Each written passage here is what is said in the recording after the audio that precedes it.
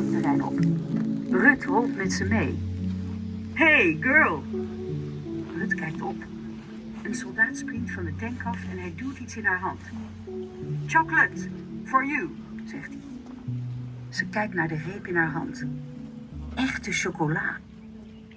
Dankjewel, zegt Rut beleefd tegen de soldaat. Ze kijkt nog eens naar de reep in haar hand. Die bewaart ze voor mama als bewijs dat de oorlog echt voorbij is.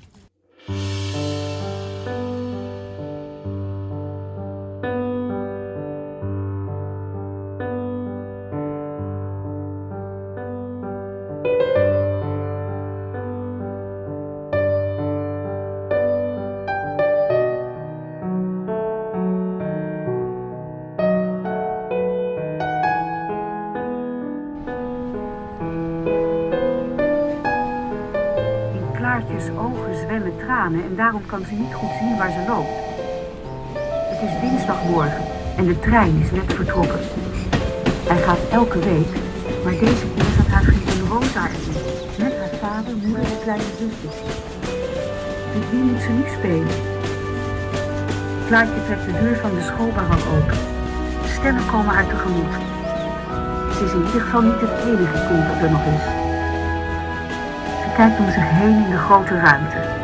Hier zitten alle klassen bij elkaar. Als er veel kinderen zijn, is het soms moeilijk om je eigen juf te verstaan, maar nu... Klaartje? Het is juf Spier. Kom je hier zitten?